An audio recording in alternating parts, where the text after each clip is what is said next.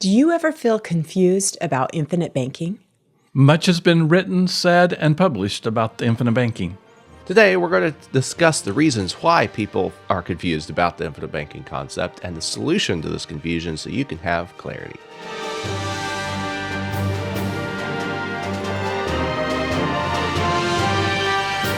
Probably the biggest confusion we see with people is they think that infinite banking is like an investment, where you put your money in someplace and you just wait for it to grow and you don't really do anything about it. You just let the investment make your money grow. When people think of infinite banking as an investment, they tend to focus on the rate of return instead of the fact that they're getting their principal back. The interest that you get, the rate of return on any investment that you make, that's an important element of putting money to work. But the fact that you're getting your principal back, that doesn't happen in just any other sphere unless you focused on the strategy for making that happen. And infinite banking is all about recovering the cost of what you purchase in life, whether it's an investment that you're purchasing or whether it's an automobile or whether it's a house or whether it's, your groceries. It's about recovering that money or the return of your money. Like Warren Buffett says, I would much rather have the return of my money than a return on my money. Because if you lose your money, you got to go out and earn it all over again. Starting back at ground zero. Exactly. And so if you can have the return of your money, now you don't have to push so high or so hard to get those high rates of return that everyone's trying to earn. Infinite banking is not a product either. And there's been much confusion about, well, I'm going to buy another bank, referring to buying another life insurance policy. But infinite banking is not life insurance. Life insurance can be used and is most effectually used in the infinite banking process. But infinite banking can be used without a life insurance policy. And we write about that in the Prescription for Wealth. It doesn't take a life insurance policy to practice infinite banking. Infinite banking is about learning how to get the return of your money. And we can do that with a tin can where our money's stored in, that we take it out and go use it and put it back in. We can use it with a bank account. We can use it with a 401k. We can use it with an IRA. We can use it with a margin account. There's lots of places we can do it. It just so happens that the participating whole life insurance policy is the best tool to use in the infinite banking concept. Well, and that's because of the benefits that it gives you. You get guarantees on your money even while you're using the insurance company's money to make these investments on the side. You also get to participate in the dividends or profits of the company because these policies are written with mutual companies. And we know someday we're going to graduate from this life and our family gets that legacy that we built for them, whether we've done it through investments and or through the life insurance policy that we've purchased. So, it's kind of a no-brainer at that point. Infinite banking does involve a product, this participating whole life insurance policy, in order to get the best results. But focusing on the product as the bank, we're really talking about the concept, the infinite banking concept, and the product that we're using together. If we say that the life insurance policy is the product, then we're not going to do the things that are necessary to put the infinite banking concept into practice using that product. So we're not going to get the full results that we could have otherwise. So I think I've got a great example on this. When I was younger, there were these commercials that showed these pieces of equipment, slicer, dicer, make julienne fries. I mean, it did everything but wash the dishes. But even now... I would imagine it was quite a feat to wash those dishes. Yeah. With all the different pieces that had to fit together to do all these different things. Right. And the goal is really that you're going to be able to cook even faster because you're going to make your prep faster. And then I was kind of reminded of that recently, Tom, when we were in Florida a few weeks back and it was warm and they had a farmer's market. We went there and we saw this guy. He had these little dishes and I wish I would have brought mine in the studio. I didn't buy it in February because I had been at a farmer's market years ago and bought some of these, but they're little dishes. They have little sharp points on them. And you take your clove of garlic and you rub it on this dish. And pretty soon the garlic starts accumulating and you take this little brush that comes with it and you gather it all together, and now you have your bunch of garlic that's been macerated, not minced, it's kind of been macerated here. That seems like it could be a helpful tool. It is. And I have used it in my kitchen, but I don't use it all the time. I don't use it nearly as much as I thought I would because I have other garlic tools that I use. Sometimes I'm pressing it, but sometimes I just get out the knife and I'm slicing it or dicing it, make julienne fries right there. I'm using different tools for the garlic. So this one tool that I thought I would use all the time, I don't. Sometimes I want different tools for my garlic. And so infinite banking, the life insurance policy, is a great tool to practice infinite banking, but there's going to be other investments and things that you do.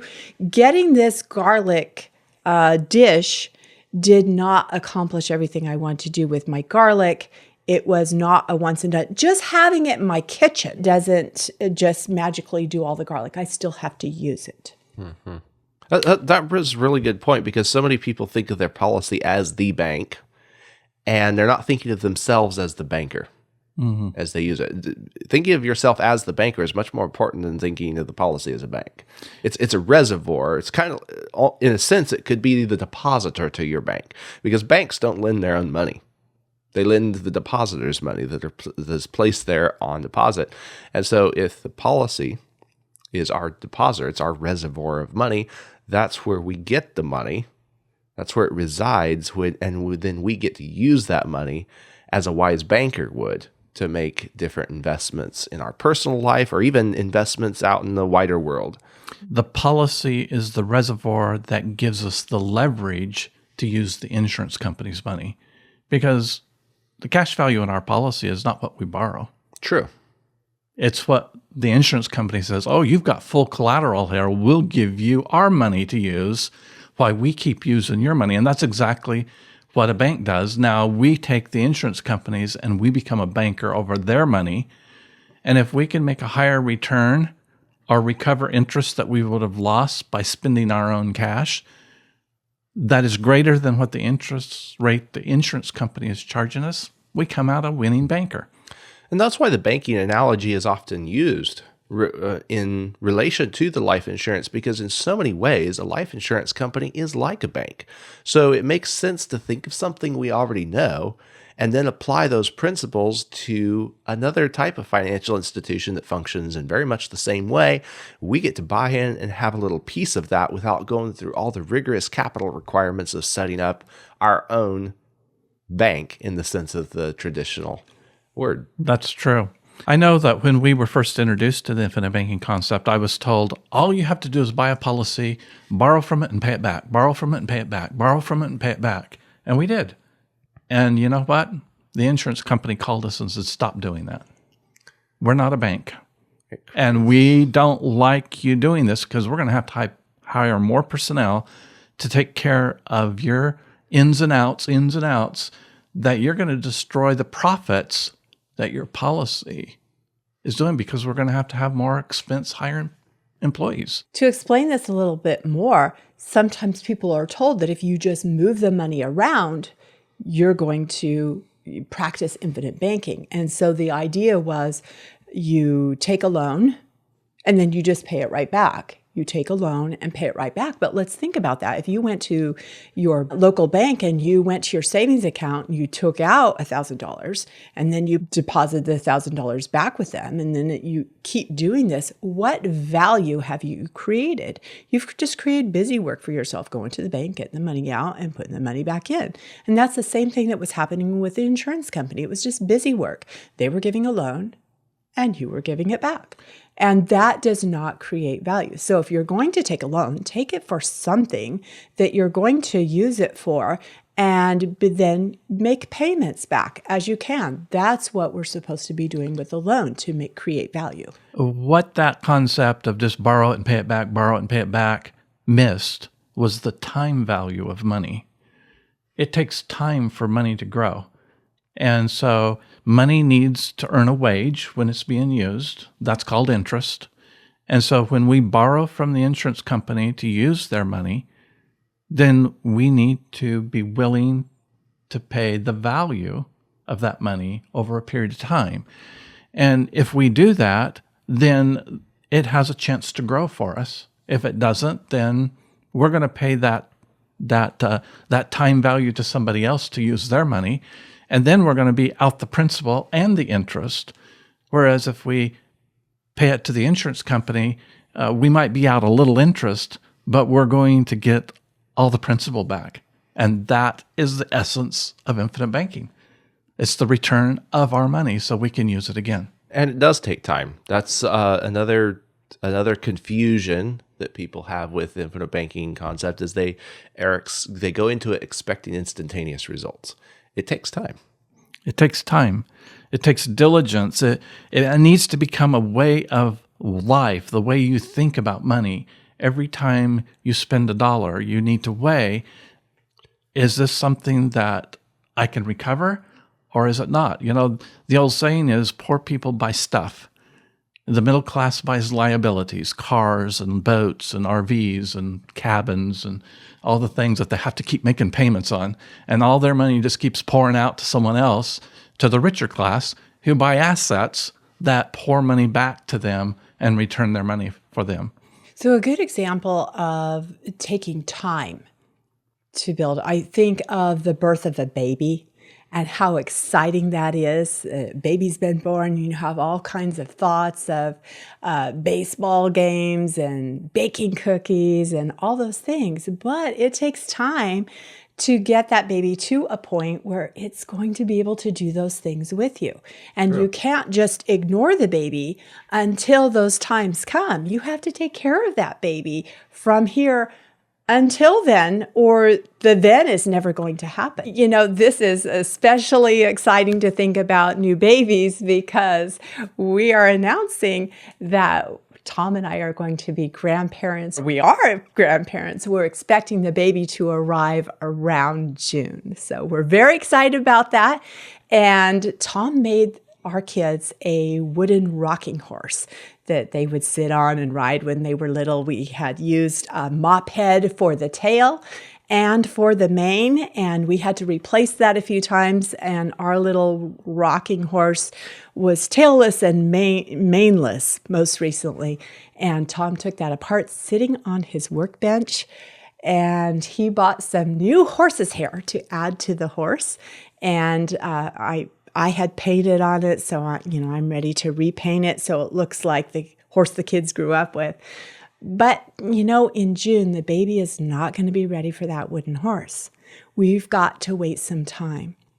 The baby's got to grow. It's got to be able to sit up. It's got to be able to toddle around. We are in preparation for when the baby will be able to use that horse. But it's going to take time before the baby's actually ready to use that horse. Misclassification is another huge area of confusion in infinite banking. We talked a little bit about this already, how people think it's a product, like a policy, or they think the policy is a bank. But there's other misclassifications. And I remember Nelson Nash talking about this as he would give his infinite banking seminar. He said, I'm a forester, and classification is everything in forestry and botany. You break it down, very few people think of an apple as being in the rose family, but it is. I remember you telling the story that you talked to some people. They started a very small policy and was, when can I buy my first car? It was unrealistic expectations going into it. They had misclassified something along the way that was leading them to expect different results, and they were going to be disappointed. That's a huge confusion. People think they are borrowing against the death benefit they're buying instead of the death benefit that's already paid for. And in a life insurance policy, there's parts of the policy that are completely paid for if it's a whole life policy.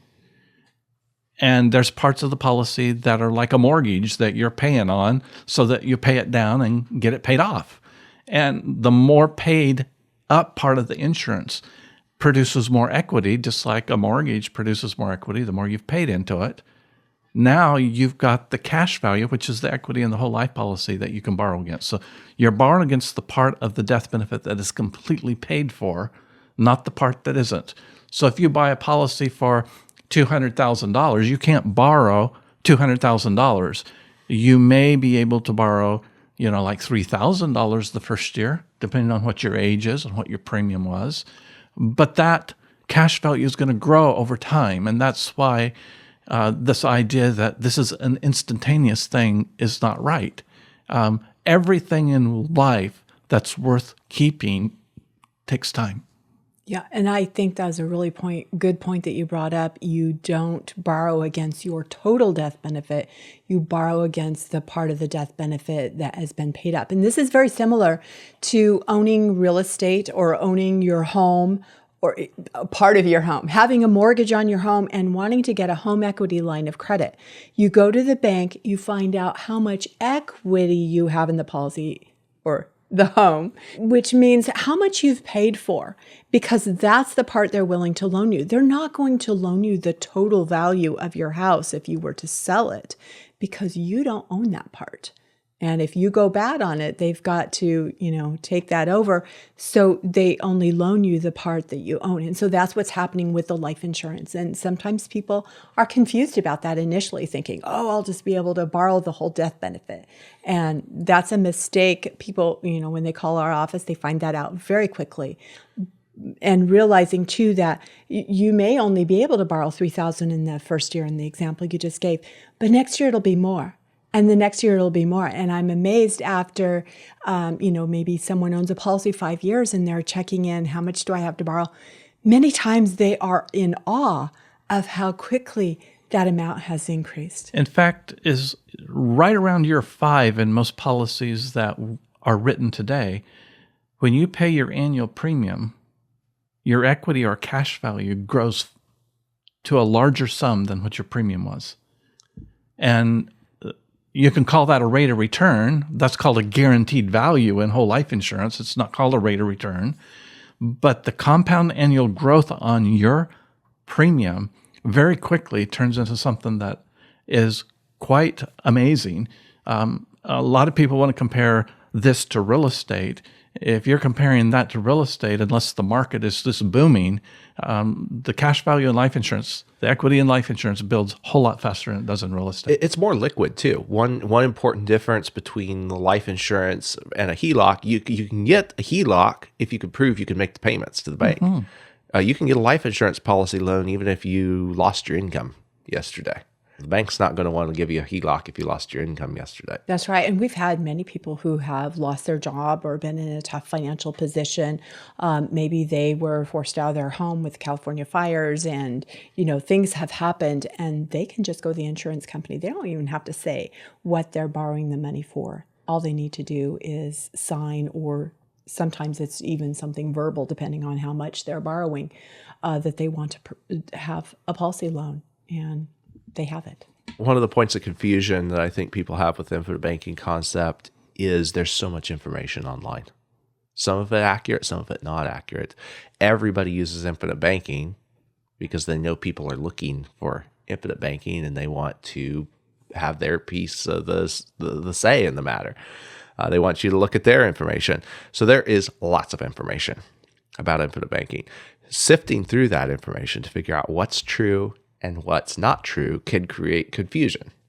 And so if you're finding yourself confused over and over again as you're looking at one resource, it's time to look at another source of information to make sure that you're getting a balanced picture.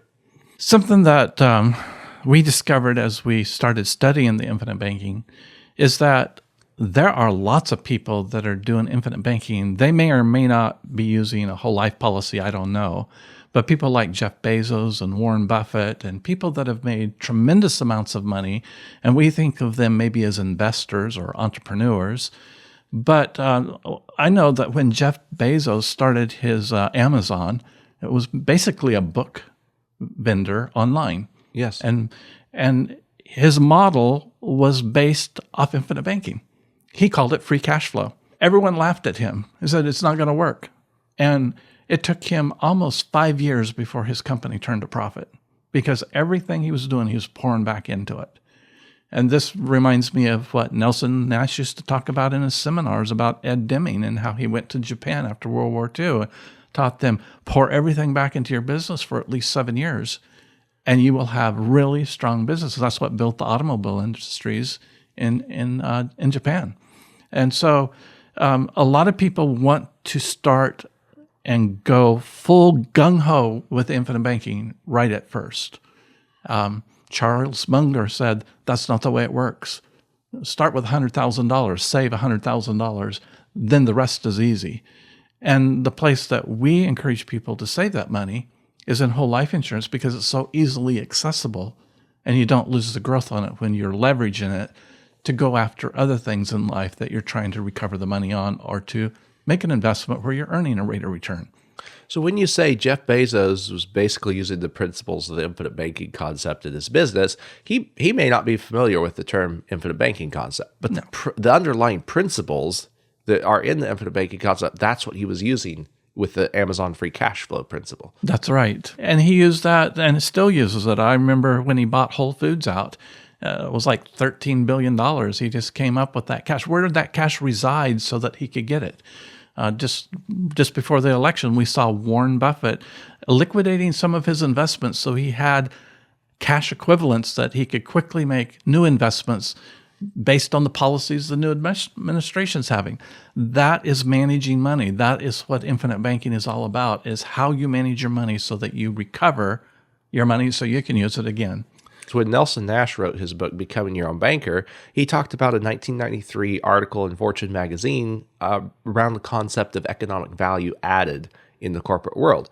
You look at that article, Fortune magazine, you look at economic value added, it's the same principles that companies were putting to work, not only at the top accounting level in the company, but they went down and were applying them in each department. So each department was making sure that the results they were delivering to the top line or to the bottom line in their department was accounting for and paying enough on the capital that they were using to create that return.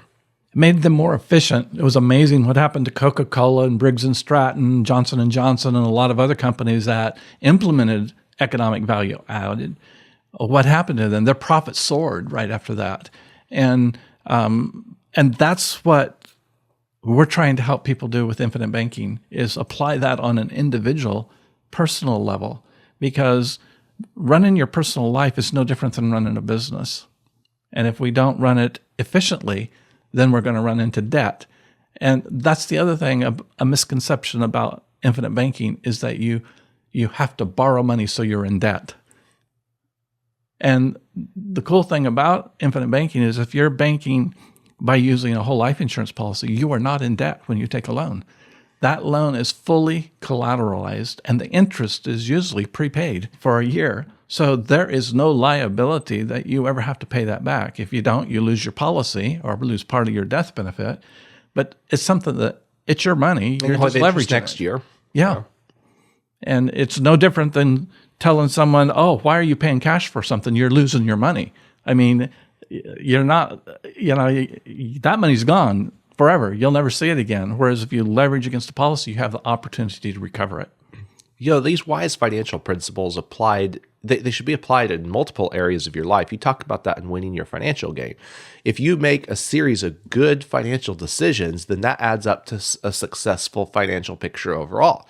If you're making some good financial decisions and mostly bad financial decisions, those bad financial decisions are going to carry the weight in the overall picture. That's really true. And when we wrote Winning Your Financial Game, it was an answer to all the confusing questions that people had when they came to us and said, how do you do infinite banking?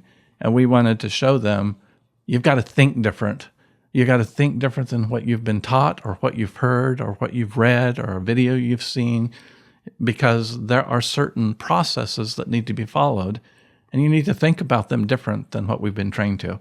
And we're going to host an Infinite Banking Made Simple seminar May 2nd and 3rd in Indianapolis. It is a live seminar. May 2nd and 3rd, you'll want to go to mcpheeinsurance.com, check out all the details, and you can register there. So what's the solution to all of the confusion that we find about the infinite banking concept? Something we find is that people who tend to be confused about the infinite banking concept, they either get clarity or they tend to continue to be confused. The people that tend to continue to be confused, they tend to either be a little bit sloppy in their thinking in other areas of life too, or they're looking to escape responsibility for something that they thought that they were confused about. That's a pattern we often see with the infinite banking concept. Most people can find clarity if they really want it. I remember a couple of clients that came early on when we were starting to teach infinite banking, and they came to us and they said, infinite banking's not working. Well, they had bought policies and paid premiums for a couple of years, borrowed from them and never paid it back. And I just looked at them and I said, no, infinite banking works. You don't work. It takes effort. It takes a conscious effort to think about being a banker. You've got to think like a banker, not a consumer. And when you start thinking like a banker and behaving like a banker and taking the actions that a good banker makes, infinite banking works fantastically. Now, sometimes people get a little bit rusty in their thinking or the processes of infinite banking. That's understandable. Oh, absolutely. And so getting a refresher, I know someone met with Tom the other day, had a little refresher about infinite banking and what they were doing, how they were using it. And sometimes people get off course. Things happen in life that they didn't expect. Sure. And they're the banker. They can restructure some of what they're doing to get ahead, get back on track. And that is a normal process that we see all the time. But you have to be willing to do that and not just say, no, this is the way it was going to be and it's not working now. You have to be willing to look at it and make changes accordingly so that you eventually arrive at the destination you want to be. You think about driving somewhere and there's been an accident or for some reason you had to take a detour. You don't just give up and go home. You get back, find your way again to get to where you wanted to go. Yeah. That has a lot to do with being educated. Education really comes from the old, I can't remember if it's Latin or Greek, elucidate, which means shed light on something. And it's actually the same word that doctor comes from, to cure. And that is, a doctor's supposed to be a teacher. That's what that word means, because a teacher sheds light of a subject matter. And so when people just want to be schooled and regimented on what to answer for a question A, B, C, or D, and not really think about it, but just roll the dice and circle one, they fail to really understand what the infinite banking is. So they come into with these confused ideas. And if they then have the arrival syndrome that they know everything about infinite banking, you can't tell me what it is. It becomes very hard to change in that. It won't work for them. The arrival syndrome, Nelson Nash says in his book, is one of the main reasons infinite banking doesn't work. It's not that it doesn't work for people that understand it. It won't work for you if you think you already know everything about it. Some people get themselves confused about infinite banking or help themselves stay in that area. But there's also people that are teaching infinite banking that want people to be confused. It's almost like if they could confuse them up a little bit, then they can direct them in whatever direction that they want to go. I actually had a financial professional tell me one time, I just tell clients, insurance math is funny math. It doesn't work on our calculators. How absurd is that? That's an intimidating sales technique. Yes. And that's something that the infinite banking isn't. Infinite banking should not and is not a life insurance sales tool.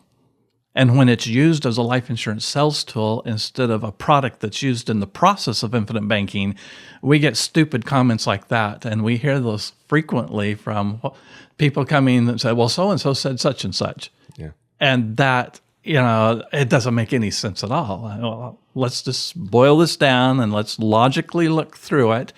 I mean, these aren't concepts that are hard to grasp if we're looking at the truth of the matter. If you're working with an agent that's making you feel small and insignificant because you don't know anything, that's not a good long-term solution. They should be helping you understand the things that you don't understand, be willing to explain things.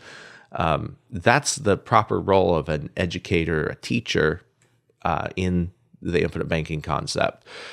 If they are not doing those things, then you need to find a different teacher. The solution to this is to choose not to be confused. If you feel a little bit of confusion about one aspect or another of the infinite banking concept, you don't have to stay that way. You could either find the education on your own or find somebody who could give you that education. We help people with that education all the time here at McPhee Insurance.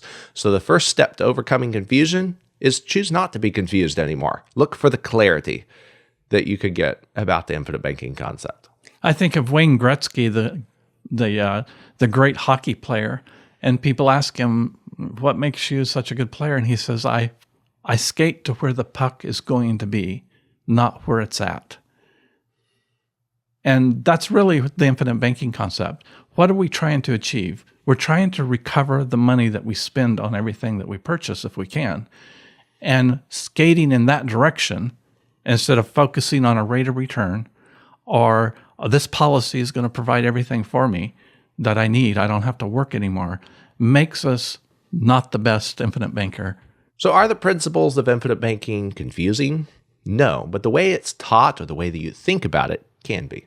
If you haven't already checked out the Infinite Banking Made Simple seminar, you can do so at mcpheeinsurance.com and register. And come back next week when we're going to talk about insurance companies that do infinite banking right here on Wealth Talks.